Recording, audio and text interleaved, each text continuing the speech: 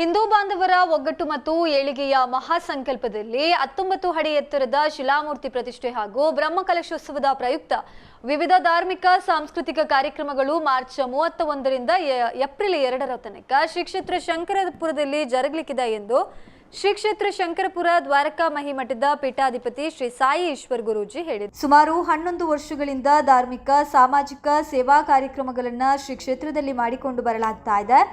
ಶ್ರೀ ಕ್ಷೇತ್ರ ಆವರಣದಲ್ಲಿ ಸುಮಾರು 60 ಲಕ್ಷ ರೂಪಾಯಿ ವೆಚ್ಚದಲ್ಲಿ 19 ಅಡಿ ಎತ್ತರದ ಏಕಶಿಲಾ ಶ್ರೀ ಮುಖ್ಯಪ್ರಾಣನ ಮೂರ್ತಿ ಸ್ಥಾಪನೆಯನ್ನು 2026 ಏಪ್ರಿಲ್ 2ರಂದು ಮಾಡಲಾಗುತ್ತೆ.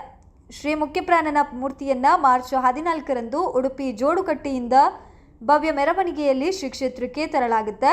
ಮಾರ್ಚ್ 26ರಂದು ಹನುಮ ಜನ್ಮಭೂಮಿಯಿಂದ ರಾಮನವಮಿಯಂದು ಹನುಮ ಜ್ಯೋತಿ ಮತ್ತು ಹನುಮ ಧ್ವಜವು ಹೊರಟು ಮಾರ್ಚ್ 29ಕ್ಕೆ ಉಡುಪಿ ತಲುಪಲಿದೆ. ಉಡುಪಿ ಜೋಡುಕಟ್ಟೆಯಿಂದ ಭವ್ಯ ಮೆರವಣಿಗೆಯಿಂದ ಹನುಮ ಜ್ಯೋತಿ, ಹನುಮ ಧ್ವಜ ಹಾಗೂ ಅವಧೂತ ಭಗವಾನ್ ನಿತ್ಯಾನಂದ ಸ್ವಾಮೀಜಿಯ 200 ಕೆಜಿ ತೂಕದ ಪಂಚಲೋಹ ಮೂರ್ತಿಯು ಶ್ರೀ ಕ್ಷೇತ್ರಕ್ಕೆ ತರಲಾಗುತ್ತೆ. ಮಾರ್ಚ್ 31ರಿಂದ ಏಪ್ರಿಲ್ 2ರವರೆಗೆ ವಿವಿಧ ಧಾರ್ಮಿಕ ಹಾಗೂ ಸಾಂಸ್ಕೃತಿಕ ಕಾರ್ಯಕ್ರಮಗಳು ನಡೆಯಲಿಕ್ಕಿದೆ. ಮೂರ್ತಿ ಸ್ಥಾಪನೆ ಹಾಗೂ ಪ್ರತಿಷ್ಠಾ ಬ್ರಹ್ಮಕಲಶೋತ್ಸವ ನಡೆಯಲಿಕ್ಕಿದೆ ಎಂದರು. ದೇವಸ್ಥಾನದಲ್ಲಿ ವಿಶೇಷ ಪೂಜೆಯಾಗಿ ನಂತರ ಅದು ಹಿರಿಯಡ್ಕ, ಪರ್ಕಾಳ, ಮಣಿಪಾಲ ಮತ್ತೆ ಜೋಡುಕಟ್ಟೆಗೆ ಬರಲಿಕ್ಕಿದೆ. ಆ ಜೋಡುಕಟ್ಟೆಯಲ್ಲಿ ಮಧ್ಯಾಹ್ನ ನಂತರ 3:30-4 ಗಂಟೆಗೆ ಜಿಲ್ಲೆಯ ಗಣ್ಯರು ಎಲ್ಲರೂ ಸೇರಿಕೊಂಡು ಅಲ್ಲಿಂದ ಅದನ್ನ ಮುಂದೆ ಬಜರಂಗಿಯ ಪ್ರವೇಶ ಶ್ರೀ ಕ್ಷೇತ್ರ ಶಂಕರಪುರಕ್ಕೆ ಆಗ್ಲಿಕ್ಕಿದೆ. ಹಾಗೆಯೇ ಕ್ಷೇತ್ರದಲ್ಲಿ 15 ತಾರೀಕಿಗೆ ಅದನ್ನ ಪೀಠದ ಮೇಲೆ ನಿಲ್ಲಿಸುವಂತಹ ಯೋಜನೆ ಕೂಡ ಸಂಕಲ್ಪ ಕೂಡ ಆಗಿದೆ. ಆ ಪ್ರಯುಕ್ತ ಮಾರ್ಚ್ 31ರಿಂದ ಏಪ್ರಿಲ್ 3ರವರೆಗೆ ಪ್ರತಿಷ್ಠಾ ಬ್ರಹ್ಮಕಲಶೋತ್ಸವ ನಡೆಯಲಿಕ್ಕಿದೆ. ಆ ಸಂದರ್ಭದಲ್ಲಿ ಹನುಮ ಜಯಂತಿ ಕೂಡ ನಡೆಯಲಿಕ್ಕಿದೆ. ಈ ಬಾರಿ ವಿಶೇಷವೇನಂತ ಹೇಳಿದ್ರೆ ಅಂಜನಾದ್ರಿ ಹನುಮನ ಜನ್ಮಭೂಮಿಯಿಂದ ಹನುಮ ಜ್ಯೋತಿ ಶ್ರೀ ಕ್ಷೇತ್ರಕ್ಕೆ ಬರಲಿಕ್ಕಿದೆ.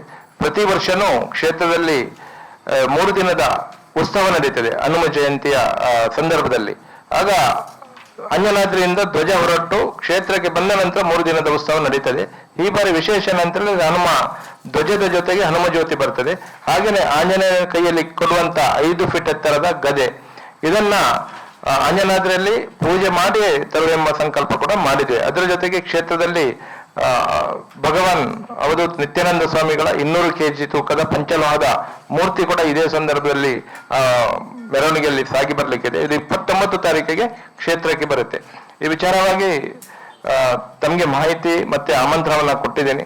ತಾವೆಲ್ಲರೂ ಈ ಒಂದು ವಿಚಾರವಾಗಿ ಅಂದ್ರೆ ತಮ್ಮ ದೃಶ್ಯ ಮಾಧ್ಯಮ ಆಗಿರ್ಬೋದು, ಪತ್ರಿಕಾ ಮಾಧ್ಯಮ ಆಗಿರ್ಬೋದು, ಇವುಗಳಲ್ಲಿ ಪ್ರಚಾರ ಮಾಡೋದ್ರ ಜೊತೆಗೆ ಈ ಒಂದು ಭವ್ಯವಾದ ಕಾರ್ಯಕ್ರಮಕ್ಕೆ ತಾವೆಲ್ಲರೂ ಸಾಕ್ಷಿ ಆಗ್ಬೇಕಂತ ಈ ಮೂಲಕ ತಮ್ಮಲ್ಲಿ ಕೇಳಿಕೊಳ್ತಾ ಇದ್ದೇನೆ. ಎಲ್ರಿಗೂ ಶುಭವಾಗಲಿ.